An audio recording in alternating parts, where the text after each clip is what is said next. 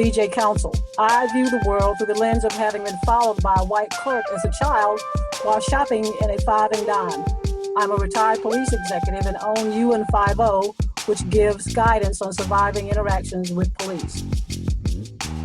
I'm Harmony Chavis, and I view the world through the lens of one of the most misunderstood and diverse generations in our nation's history. I'm a social worker and a believer of radical kindness and love as modalities of healing. My name is Andrew Counsel. I view the world through the lens of a generational camera phone. I wake up as a black male and go to bed as a black male. I am surviving this never-ending court case we commonly call life in the best way I know how. Well, welcome back for those of you that are joining us again. For those, some of our frequent flyers or frequent listeners, we appreciate you guys joining UN50 for another episode. We have Mr. Principal John Williams from Carborough, from Phoenix Academy. It's Chapel Hill, Carborough City Schools. Chapel Hill, Carborough City Schools. I apologize. Thank you for that correction. No problem. It's no problem. Spoken like a true teacher. So the Chapel Hill, Carborough for Phoenix Academy High School. And so what we're going to do, we're going to talk to him about what he's doing at his school. And like we said, we always try to do some topics that kind of relate to law enforcement, but not necessarily, because we believe at UN50 that the issues that are going on in the Black and Brown community across the country and locally is larger than law enforcement. So for those of you that may be joining us for the first time, my name is BJ Counsel and UN50, and we go around and we talk and teach individuals how to survive the interaction with law enforcement. Mainly Black and Brown folks, but the information we give is for everybody. The ultimate goal and the only primary reason that we even started this business was we need people to get home. We need folks to get to the house. We're not really interested in whether or not you like the popo or what side of the aisle, so to speak, that you're on. We just want you to be on the side of an aisle and not under the ground. So we just need you to get to the house. So that is the ultimate goal for UN50. My two primary and only co-hosts are Harmony Chavis and Andrew Counsel. So Andrew, you want to introduce yourself real quick or just say hey? Because I think folks know you by now if they've been listening. Yes, I would hope so. Just hey, good to glad to have y'all back to hear us talk one more time. I'm gonna pass the mic to Harmon. Pass the mic to Harmony. All right. Hey everybody, it's your girl. Just kidding. Imagine if I call you that, would you have me on here? It's your girl. I feel like I need an intro at this point. Like maybe Chris can help me out with one. Yeah, things are good on my end. I don't know if you can see Waffles is sitting on this side of me. No, I can't see Waffles. I saw Molly earlier. Yeah, she's laying down beside me. So I'm in heaven right now. I have both of my babies on each side of me. So they're interested in listening to the podcast too. Cool. Awesome. Well, they family. They fam. Yeah. So thank you, Mr. John Williams, principal at Phoenix Academy High, which is also it's an alternative school for the school district. So I kind of want to just say thank you for these years of support that you have done for UN50 and me personally, because I've actually had to talk to you about some things and you've been very kind in offering your wisdom. But I think we need, when you see Mr. Williams' bio, he has been recognized on several occasions for the work that he's doing with his students. He's going to give us a little information about himself, but one of the things I was reading, I already knew this about him, but I kind of want, especially with the discussion going around this country right now as to whether or not police officers should be in schools. Principal Williams does not have a school resource officer in his building. So I think that that speaks to how he and his staff and the relationship and what he's looking at. And then also, I'm going to go ahead and put your quote out there that you always say that, your children, what is it that you say about, I don't have problem children. I have children with problems. And it just makes sense to me. I mean, so many people a lot of times thinks that children attending, I believe that children that are attending an alternative school are problem children. And it's so twisted. I mean, it's really twisted. You have children with problems just like everybody else has. And once you realize that, you begin to focus on the issues around the child and their environment and how to support them versus trying to fix the child, which is not an issue. The child, that's another story in itself. I could go all day long on that. No, we want you to go on. That's why I had you on, because we want you to go on. Look, I got Harmony, but she's gonna be up there doing I'm like cheesing from ear to ear. This is my type of conversation. I know, she's gonna be amen in the corner up to death. Well, it was right after I was on a forum. It was School to Prison Pipeline, probably in 2014 or 15. They had a forum in Durham, and WUNC was doing it and had this going on. There were several people, the police chief, one of the local judges, and Judge O'Neill, I think it was, several people were on the forum. And that was the first time I actually made the statement, because it was relevant at that time. And I made it publicly that, we don't have problem children. We have children with problems. And not long after that, I think UNC asked to do, NPR asked to do an interview with me.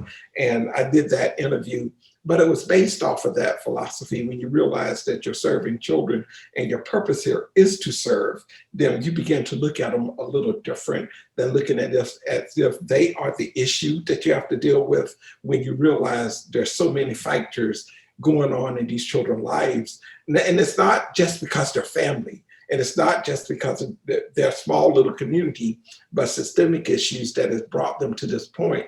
And you say, oh, this is what I'm dealing with. And I need to address these issues in order to help serve these children that I'm supposed to be serving. So I think it's so important that you're using people first language.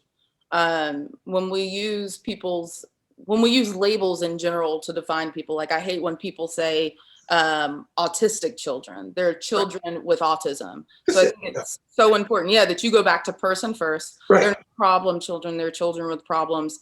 Even just you saying that, for me, reframes the way that we're able to have this conversation. It reminds me a lot of what we do in social work, which is addressing the systemic issues, the entire environment, and not just one piece of it. And I find that in schools, because there are such limited resources and we are working with such archaic, barbaric, outdated systems, it's hard to see the children and then their problems. It's much easier when they are the problem. At least it seems like it, right? Until it doesn't actually fix anything. So I'm so excited for this conversation. I have one priming question, just because I'm curious, before we start talking about kind of your program and your approach to things. How would children within Chapel Hill or Carborough get into that alternative program? Is it a referral base? Is it like, how does that happen typically? It's kind of interesting, because asking that question opens up a lot of doors. When I first got here, there was a SRO at the school. One of the things I first wanted to do, because it was such a small school and I needed to change the image of how it's represented and the children that we serve, I couldn't have people continue to look down at the children. I asked that there was not an SRO continue to be at the school, and I never put one here. So when it was that way, and one of the reasons why I told people my children are not prisoners. They, don't get me wrong. There's a time when you have a large school, I think there needs to be an SRO. But when you have a small school and you can build those relationships, that's what it's all about. That's where it starts, is building relationships. And I realized we had to change that image. But at that time, the school was primarily focused on receiving children who had been long-term suspended or recommended for long-term suspension. Okay. And just in some form or fashion, people not realizing that they were being disenfranchised, the children had been disenfranchised through the traditional education system. Mm-hmm. So it was, I don't want to call it a dumping ground. I'm not sure that was ever the purpose, but that was how it was somewhat being treated. And there was a lot of trouble with many of the students being here. There was a lot of fights and everything else. I've been fortunate, and I'm going back to your question. I've been here for 9 years at the alternative school in Chapel Hill, and we've had 2 fights in the school in 9 years. That's incredible. And in the last year before we went out for the pandemic, we didn't have one out of school suspension the entire year. So we changed the model so that the school now, once we got here and my social worker, my counselor, and I really began to put together a plan on changing the culture of the school, we began to offer honor classes. So at our alternative school, we have honors classes. We have students going to college. This past graduation in June, we had 26 students graduate, and 11 of those 26 got scholarships because they were already enrolled in college, already taking college classes, or had already been accepted. So the model is completely a little bit different. So when you ask that question, that's why I wanted to preface what I'm going to say next with where we are now. Students come to the school under several different situations. I'll start off with the basic. The basic one is if a student is recommended for long-term suspension from one of the other 3 traditional high schools, the superintendent has the option to move forward with a long-term suspension or refer them to Phoenix Academy High School, and I accept that student in. That is an administrative placement by the superintendent, and it's her decision and her decision alone once the committee meets and she makes that final decision. So that's one way. And when you're talking about long-term suspension, you're talking about a student who may have been caught with drugs on them 2 or 3 times, fighting a weapon or something like that. Then we will wind up, a knife, for example, we will wind up having that student or something like that. Another way a student could come here is that if this counselor, social worker, administrator, realizes this student is not being successful. Now, there could be several reasons. It could be a 9th grade student, first year 9th grade student that's been at the school for about 6 months, and they just realize they're too academically compromised, too far behind. The resources are not there. They refer them to us.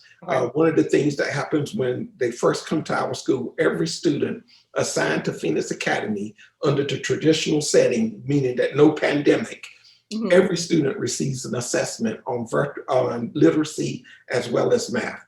That's the first thing that we do. We determine where they are, what the Lexile score, what grade level can they read and comprehend. And then we tailor a program for them. So if you look at Phoenix Academy, where our day program has 38 students, let's say that around 38 students is where we're really able to serve effectively and with resources.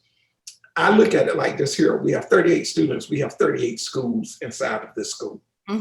Because each student is getting what they needed because we do those assessments and begin to tailor a program to meet that particular student need. So as I was saying, that's one way. They just realize, the administration, staff, educators, teachers realize the student need some additional support.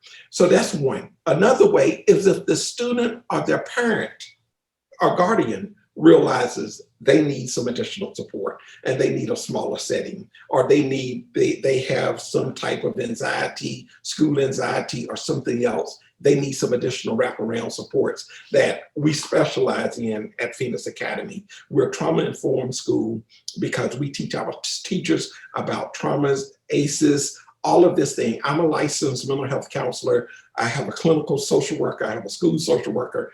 We go through all of this training. We take our teachers through these trainings. So we provide those additional wraparound supports and are able to grab those things immediately or put those things into place immediately. So those are basically 3 ways so far. The superintendent, the school may see a need, the family may see a need. Another way that could be placed here is that the administrator by themselves is working with the director over student services and support, student support. And they may see a unique need. For example, you may have a student who has had some type of a trauma abuse, trauma, or something, and need a different setting. So they may wind up doing administrative placement. They talk with me, or we wrap around our support, see what we can do to provide services for this child, and this child may be accepted. Because we're the only block schedule school in the district, meaning that we have 4 classes per semester, where the other schools have 7 classes for the year. If a student is moving into the district coming from a block schedule, for example, a student moving from Durham, say they're moving in from Riverside or Jordan's Southern or one of the other high schools, and Hillside, and they're coming over into Chapel Hill. Well, they're on block schedules over there, majority of them on block schedule. Well, if you're coming in and you're on a block schedule and one of the traditional high schools over here are already halfway through their year, it won't fit. So we may wind up receiving that student because we're on block schedule, and we'll try to accommodate their schedule if we can and bring them in so that they can finish out the year and move them on. Therefore, many of the students that are over here that we are serving aren't students that have been getting into trouble or having problems that is traditionally associated with an alternative school. These are students who need some additional supports, wraparound services, and we bring them in and provide that. The unfortunate thing is that probably close to 80-something percent, 85% of the students we receive, we find they have been academically compromised. They are 2, 3. I think we've had the highest was about 6 years academically behind, even though they were in the 9th, 10th, 12th grade.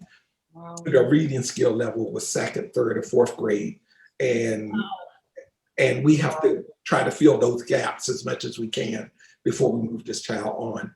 And our goal is to actually do almost a concentration on building those primary core skills, literacy, reading, because if you can teach them to read, it's like the old biblical story about teaching a person to fish. Or feeding them one. If you can teach them to read, they stand a chance. But if they walk out of here without that, no matter what else, their chances are slim to none.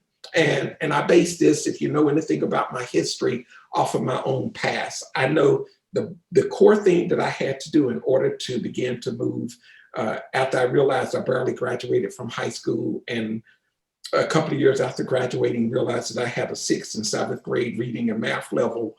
I had to go back and learn to read. And that's what took me to this point where I am now. I hope that answered your question. It didn't take up too much of your time.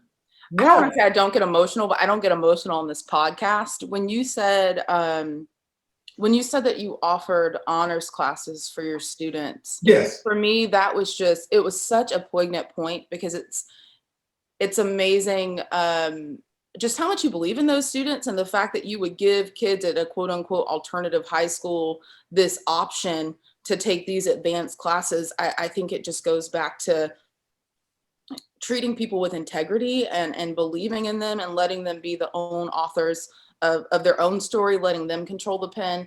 I think that is so important, especially as a person that is in a position of leadership with kids that may be vulnerable in some sense. I think it's incredible. I think you're incredible. And I can't believe I didn't know about this before now. This is awesome. I'll tell you now, like I said, you can type my name in, you'll see the work that we're doing. I'm going to tell you now, and this is not a false sense of humility and all of this stuff. The team that I serve, now you're talking about getting emotional. That's emotional. These guys, they are in the trenches, and literally, now I'm going to say something, you're going to say, wow. My teachers that I serve will fight me to save the children. So even when I make decisions that they think, that's a little rough, Mr. Williams, they're coming to my office and says, I don't agree with that. You can do what you want to do, Mr. Williams, you're in charge, but I don't think you're right. And they will do that. And I encourage them to do that. I've always believed that if a staff member that is serving the children that we're serving ever steps out to advocate for a child, I have to support them. Yes. Yes. That's automatic. When they advocate, they are saying, I am willing to stand the gap on behalf of this baby. And you forgive me, I'm dealing with children that are 18, 19, 16. They're your babies. They're babies to me. They're my babies. And they come in and they say, Mr. Williams, back off. I'm just telling you. But how many of them, I can only imagine, have never even had the chance to be somebody's baby? And like, this is the importance of when we do have people doing this work, that it's heart work. Because, you know, you can have all of the academic support necessary, but if you don't have people who love you and whose hearts can touch your heart, I think that that's where the real transformation happens. And I think that that's a lot of what I would say majority of systems today are missing, is people being able to touch each other's hearts. So for me, it's so encouraging to know that you are touching these kids' lives, and for a moment in time, they do get to be somebody's baby, because that is, in my humble opinion, is integral to creating healthy, functional, competent, confident adults, is being somebody's baby at one point. So, I agree with you, and it's sometimes people get confused about the work that I do because they think it's passion that I have. And I try to tell people I don't have a lot of passion about too much of anything. I really don't. But I have compassion for the lives of the children that I serve. And the compassion that I have radiates that way. Now, I'm not going to go psycho-religious on anyone, but I used the example. I said, you know, you can't tell me that Christ, if you believe in him, had passion about going on the cross and being nailed to a cross. That wasn't passion. He had compassion for the people and their souls, their spirit. And that's what I try to model. It's about compassion. Now, don't get me wrong. I believe in what I do. I believe that I'm supposed to stand the gap. Now, I can't fix Chapel Hill, Carrboro City Schools, or close the gap by myself, but I can make a difference at Phoenix Academy High School. So this is my little gate. And that's what I encourage everybody when it came down to voting at this past election. I said, you know, I don't need to go out and do a big voting campaign. What I need to do is make sure my 3 daughters vote. I need to make sure my wife votes. I need to make sure that the people in this little, that I have a circle over, vote. If I do that part, you know, I'm okay. I'm okay. So it's the same thing with the children that I serve. I can't fix everybody, but if you darken my door and you step in here, then I can have an impact. And that's what I try to do. Yeah. And that's all I try to do. And I try to get other people to do the same thing. And I have this motto that I share with everybody, and I share it pretty much at every graduation we have. And this is my motto, and this is why I am here tonight. If you want to be successful in life, spend your life trying to make sure others are successful. That's it. And I believe that. I believe that that's the core of everything that I try to do. That's why I'm here. BJ needed me. Will you come in and do? Oh, yes. That's what I do. I don't know if that made sense to you, but it's simple for me. And I try to work with that. And absolutely. I remember being told when I was doing my first internship, I felt so overwhelmed, and I talked to my supervisor. I was like, how the hell do you do this every day and go home semi-sane? And she told me about this story that she'd heard about this little girl on the beach, and there were thousands of little fish. And how somebody came up to her and told her, you know, you're being stupid. You're not going to be able to throw all of these starfish in back in the ocean. And she said, but for this one, it mattered. Yeah, she picked up one, threw him back, and said, for that one, it made a difference. And that's how you have to live. You can become overwhelmed, you can become depressed, or you can give up if you're trying to tackle the whole system.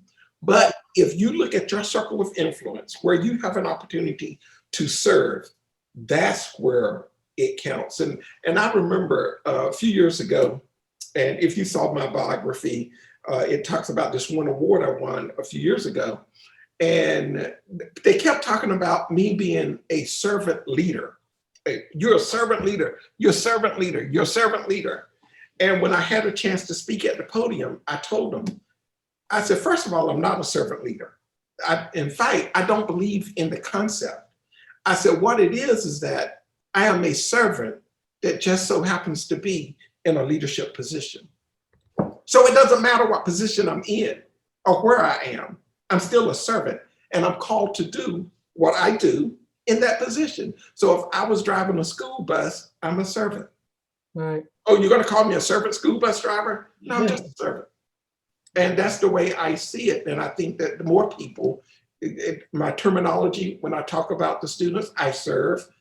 When I talk about the school, I serve. When I talk about the staff, I serve. Right. Very seldom will you hear the word my staff, my school, my students.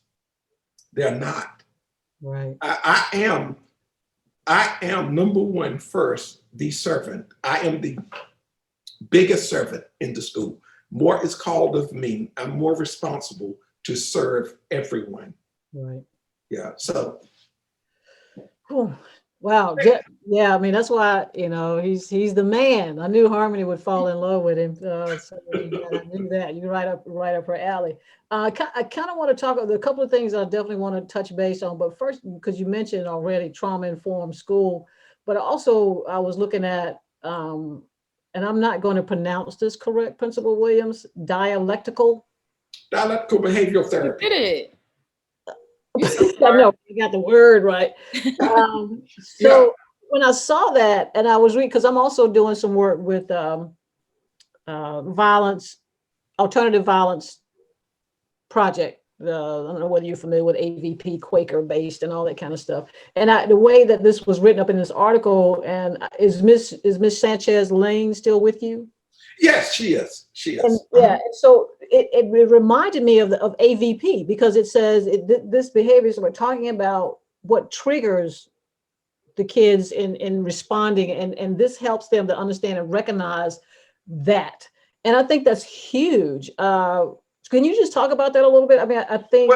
Well, for one thing, every student that is recommended for long-term suspension and is put into Phoenix Academy has to go through our DBT class. We have a DBT class that runs parallel every semester, all year long. We have the DBT. We have to have students in. And what it is just core, and we've expanded it. It's not just DBT, teaching them that there could be two opposing issues existing at the same time, and it's okay. It's not just that, but we go into triggers, we go into communication skills, we go into conflict resolutions, problem solving.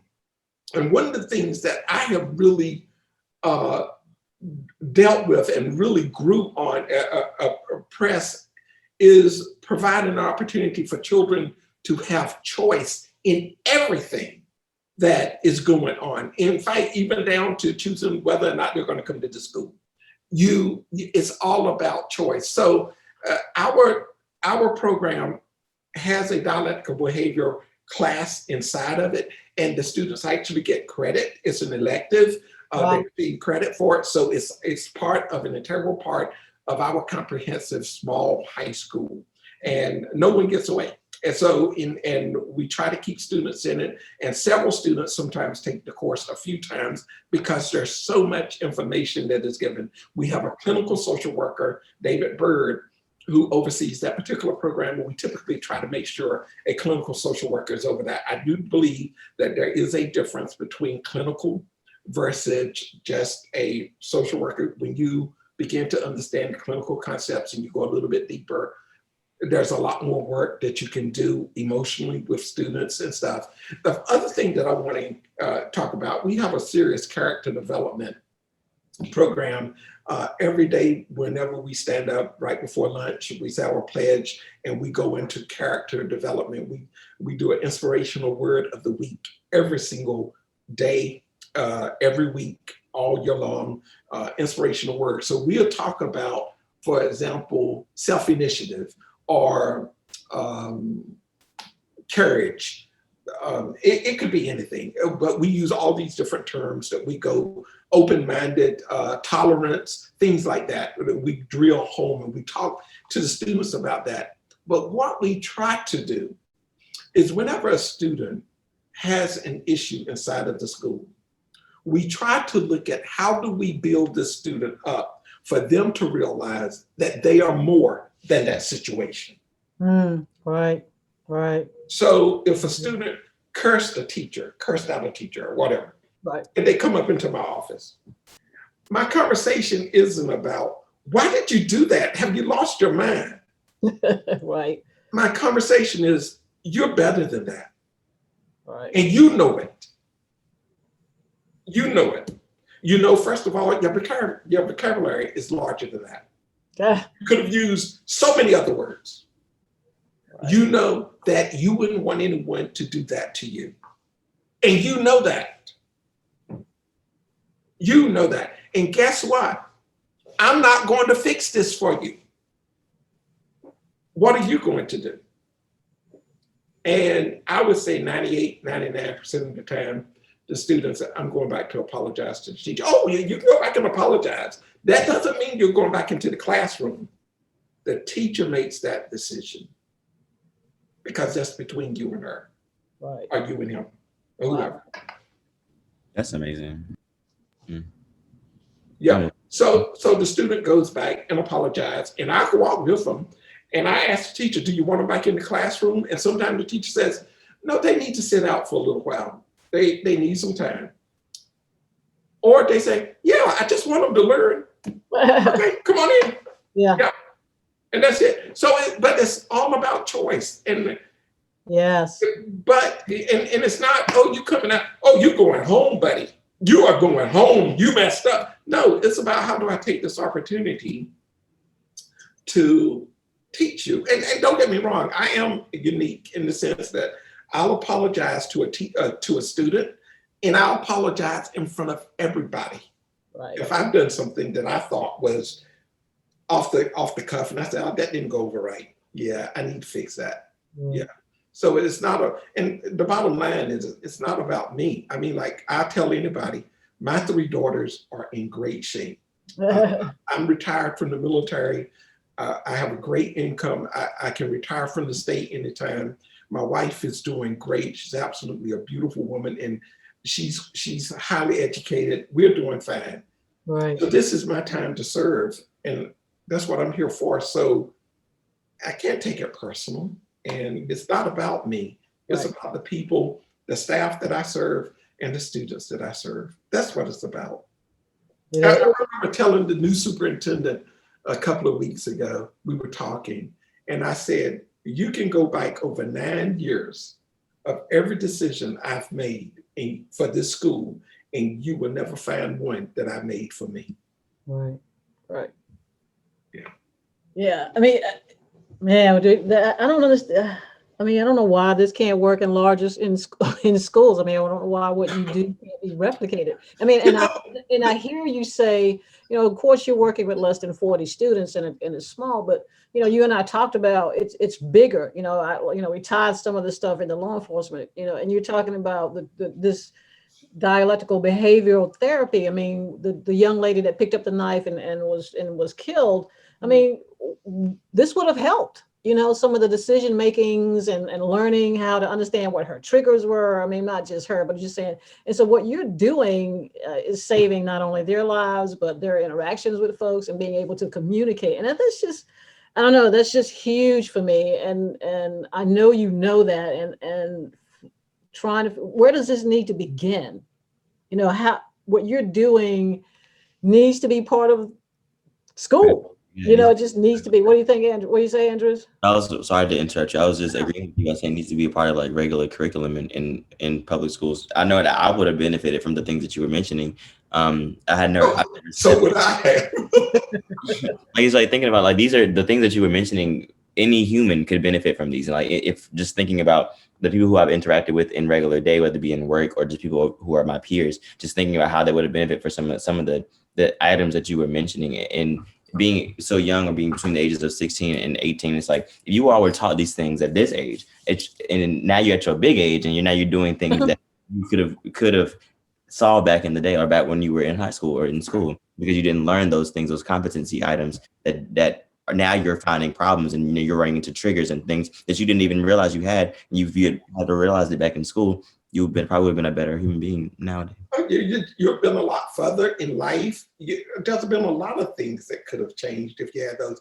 But the school board has often asked me, how do we replicate what you're doing at Phoenix Academy into the other schools? And I told them how. It can be done, but you can't take our small program and just dump it into a bigger school and think they're going to do it.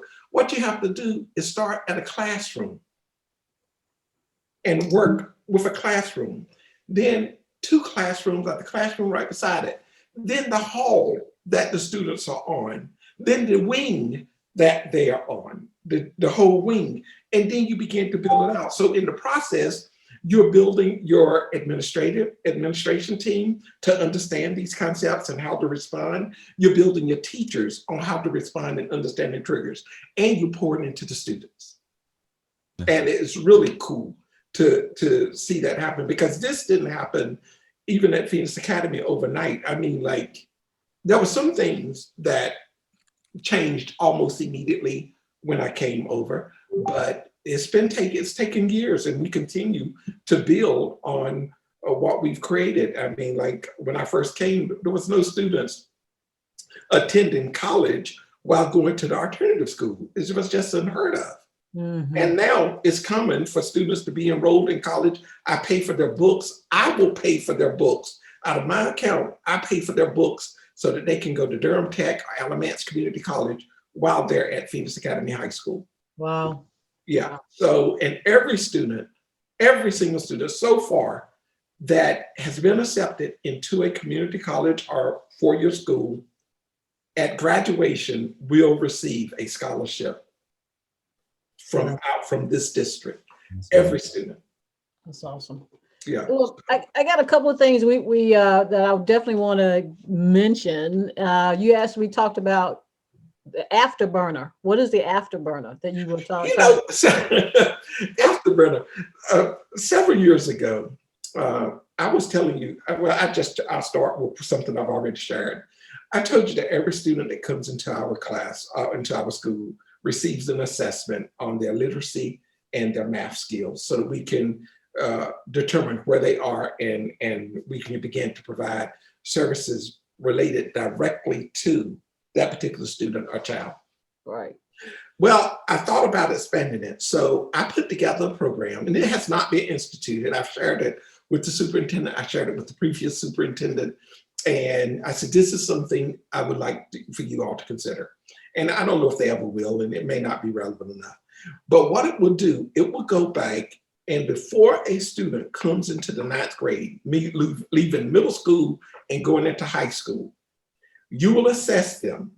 Any student that is between 2 and 4, maybe even 5 years behind in literacy or math, when they come into 9th grade, they're placed in what I call the Afterburner program. And what that program would do is focused on intense literacy and math development skills. Don't get me wrong, they're going to continue to work on their other courses so that they move along with their class. Right. But they literally have a concentrated, and what I would call it is a regular 9th grade class on steroids with literacy and math. Wow. And then when they go into 10th grade, they go into honors courses. Wow. But you have to make those gaps. You have to fill those gaps. So whenever you do an assessment, this is what's neat. What has happened before is people assess students and they said, oh, you have a 5th grade, 6th grade reading level. So they'll go back and try to teach the student 6th grade, 7th grade, and 8th grade reading. But that's not the problem. The problem is you have gaps that go all the way back to the 6th grade. So what you have to do is target those gaps, the areas where they have gaps in their learning. You don't have to teach them 6th and 7th grade, 8th grade reading all over again, or math all over again. What you have to do is find the gaps. So they may not know how to do fractions. Okay, that's a gap. So we're going to fill that gap. You got everything else, and we'll build you up. So once you do that, and you target, and you purposefully target those weak areas, and then focus on those things, You can do that. And I remember I was the principal at Tuning Middle School in Durham. And that school had not met statewide expected growth for 6 years when I got it. And that was the first school that I ever was the principal at. I had that school for 1 year and we made expected growth. Wow. And the reason why is, and this is, I didn't come up with this idea. I had an assistant principal who was an expert teacher, and I had an instructional coach who was completely phenomenal. They looked at the students that was who were really low, weak performing. They pulled them out and targeted their particular areas of weakness. So when they took their EOGs, they blew it out of the water, and we made growth. Wow. So it's everything has to be done with purpose. Just like this whole system is working fine to keep children, to keep that gap in place. Well, if you want to close it, it has to be done purposefully. You can't just keep throwing. That's what's wrong. For 40 years, people have been working on closing the achievement gap.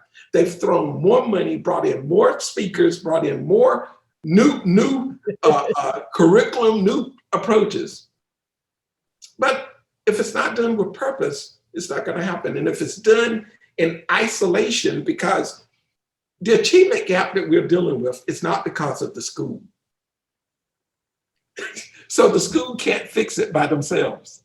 The achievement gap is because of, and this is something I shared with you, prenatal care, exposure, finances, employment opportunities for parents and families, and generations of this stuff that's going on. That's what brought us to this point that we have an achievement gap. So trying to do it simply by changing the school, you lost your mind. It doesn't work like that. It's a community issue.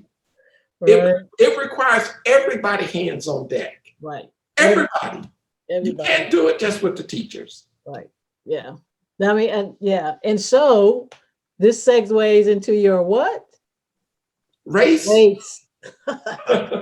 He has a thing that he's calling that he's created. It's called Resource Allocation Collaboration for Equity Task Force, and he just said it takes all of us. You know, we're continuing still to this day. We're continuing to work in silos, and I've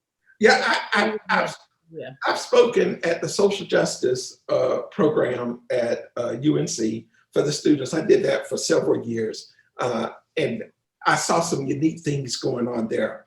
Then I was part of the Habitat for Humanity, the housing, building the homes, and they asked me to come to one of their forums, and I set out on that. And I just began to see that everybody are doing these things individually, but nobody is collaborating. So you're never catching it all at the right time. Yep. And that's where the gap is. That's where you'll find your gap.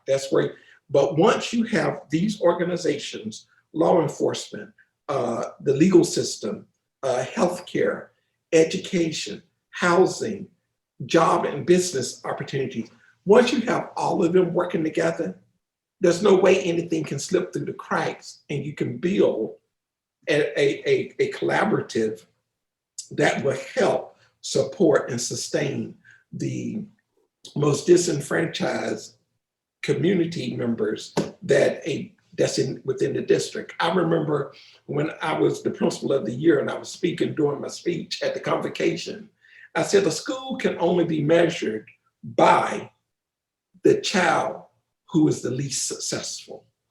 That's how you measure it. Wow. You don't measure it by the child who is acing everything, because I can tell you now, the reason why that child is at the top is because of things that happen outside of the school. Right. So you put your resources to place and to bear.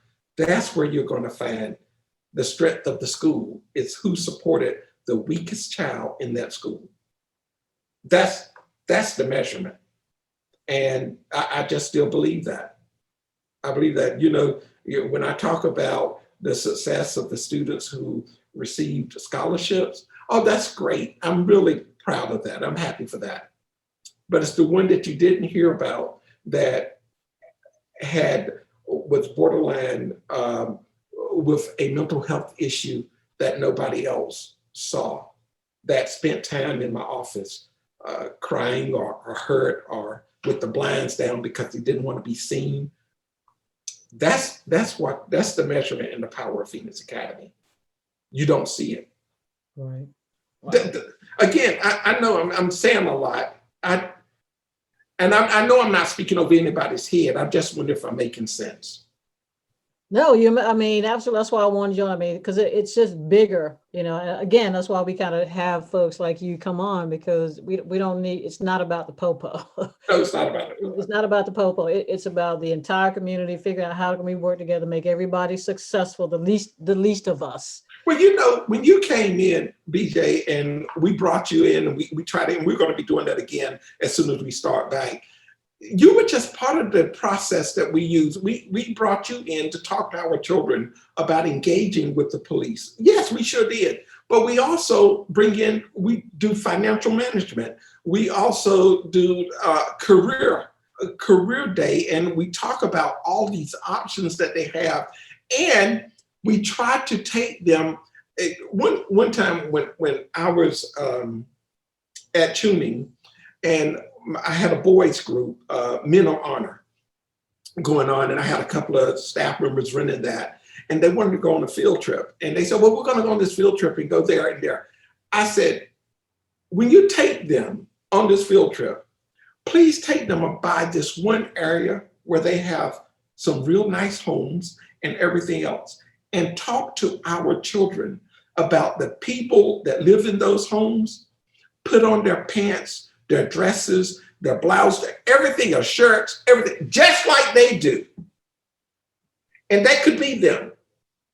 Don't just take them to that little destination, but use every moment to expose the children to greater opportunities and a belief that they can have as well.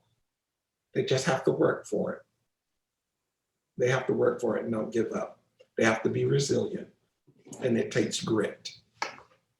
Well, it takes people like you and your staff. I mean, it takes folks that have compassion, and I hear you say that, but I'm also like, people got to really believe in it and want to do what you do. Cause I mean, it's not easy work, and you certainly don't get paid a lot of money to do it. So you have to be compassionate about it, wanting to make a difference. And that's what you guys do.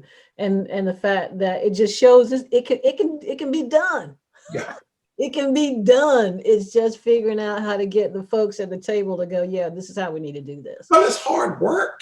It's hard work. Yeah, no, it's not. When you talk about a task force, who's going to spearhead that? Who's going to take that on? And then even once you take it on, you have those plants that come in with a different objective that's going to try to rip it apart, or they have something personal they're trying to get out of it. So it's a hard task. It's really hard, but it can be done. The only thing I want people to realize is that you can't take a law enforcement, the POPO in isolation. No more so can you take the achievement gap in the school system in isolation. No more so can you take healthcare in isolation. Right. Everything, it is systemic. When people talk about the systemic issues, it's systemic, and it requires a lot of energy to overcome. A lot of energy, a lot of work, and yeah. But you have your piece. This is your game, right? And I have mine, right? So I'm going to do my part. Exactly, and that's what I tell folks. I can't. There's so much that I can do, but this is you say your part, and what I tell people is that this is my part of the elephant's butt. Yep.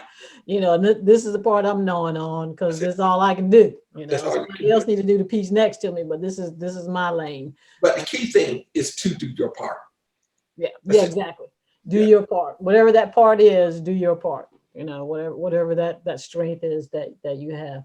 So look, I mean, I appreciate you and coming on and supporting us. I definitely want to share your information. So I'm probably going to be, especially your race plan. I'd love to be able to share that with, I don't care. Elaine, and let her see that. She might want to reach out to talk to you about what you're talking about, because it's just, you're right. It's just, how do we take care of the least of us? What does that look like?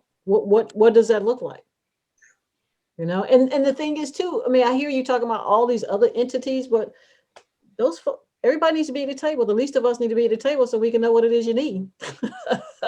You got to be in the room too, you know, and speaking of that too, Principal Williams, how do you do that?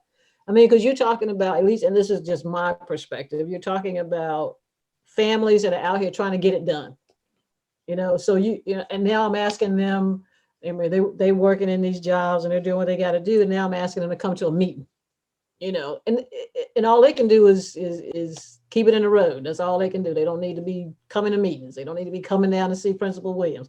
But how do we do this? You know, how do we do this? You know, 20 years ago, I started the Domestic Violence Task Force in Panama City, Bay County, Florida. I think it still may be going now. I was working for the state at the time, so I could not be the president of the program. But what I did, I went out and I brought social workers from and lawyers, police chiefs from all over the community together in one room. And since I worked for the court system at that particular time, and I was the domestic violence prevention coordinator for a 6-county area, I had a little bit of a reputation that I was here to help serve and do some work. And I just invited all of those members to the table. That's how I started. Okay. I went to the top and said, you guys need to be at the table if you believe in this work that we're trying to do. And that's where we started. And there wasn't anyone, I wasn't trying to be in charge. Right. I was trying to address the issue. And it's the same thing with a Resource Allocation Collaboration for Equity that I gave you. It's the same thing. You bring the top people to the table and say, you're either going to be serious about it or you're not. Right. Yeah. And if you can't make it, send your second, but don't go any further than that. Right. Send your second, because you guys are the ones who's holding the strings. You can't change this system necessarily from the ground up. You can make a dent, but you still have these people over at the top knocking everything down continually, right. reshaping it. And you have to get them engaged. You have to convince them. Now, I have a driving force that keeps me going every day. Yeah. And I mentioned them earlier, and those are my 3 girls. Yeah. Every day I think, if this is my last day on this earth, did I make this place a little bit better for them? Yeah. Cool. Did I make it a little bit better? If one of the students that I serve just so happens to see one of my daughters stranded on the side of the road, how are they going to respond? Now, I know the chances are slim to none, right? But that doesn't matter. What matters is, did I pour into them so that if one of your children was stranded on the side of the road, would it make a difference? Right. Yeah. Wow. Thank you. And thanks for joining. And I think that's a good thing to lean on, to leave on, is just what you're pouring into each other and how that impacts themselves, impacts them, and then those around us. So I appreciate you pouring into me as you've done. Always. I appreciate your willingness to share some of this with some friends of mine as well. And I'm looking forward to coming back out to you will be back. So thanks. And I think well, because we never mentioned that I have an evening school too. We started an evening school about 5 years ago because there were students who were trying to support and take care of their families. They were working during the day and they couldn't go to school, so we created an evening school called Spire. So if you ask the student, "Are you inspired?" So that's where the term came from. So. Awesome. Yeah, I'm looking forward to coming back out there, and I appreciate maybe if Harmony is not busy, depending on the day, I'll get her to take the day off or take the afternoon. That'd be awesome. Always welcome. You're always welcome. The door is always open. So, as always, Principal Williams, you're a blessing to me, and thank you for the support. I really appreciate it. Harmony or Andrew, do you guys have any parting words? I think there's one thing that I wanted to say. I know my aunt picks on me a lot because I say I'm a sponge to a lot of things. That's my phrase that I use on the podcast a lot because I sit back and listen because I enjoy listening more than I do speaking sometimes. But I think this recording right here was the one that I think I listened to the most, or like I was able to get the most from. So I really appreciate you. I appreciate that. Harmony, got anything? No, I don't. Oh, wow, that's woohoo! So that says a lot for you, Principal Williams. Yeah. I like you dropped the mic on me. Yeah. But I knew when I told her, I said, you're gonna love Principal Williams, but you singing her song. I mean, she is all about, helping others and being their supporter. She's my girl. So she's always. But for my conclusion, I would say, I hope in some way, form, or fashion that this time we spent together, I hope it was something positive for each and every one of you, because that's my goal and that's my desire in life, is to have a positive influence on anyone that I possibly can. And if there's something that I shared that is going to make a difference in your life, in your family, and the people that you love, then this was an hour well spent in time, never wasted. So thank you. Thank you, Principal Williams. And for those of you that are listening, and hopefully you'll come back, thank you again for Principal Williams for the Phoenix Academy High School in the Chapel Hill Carborough School System. And as always, stay well, stay safe, peace. God bless. Bye-bye.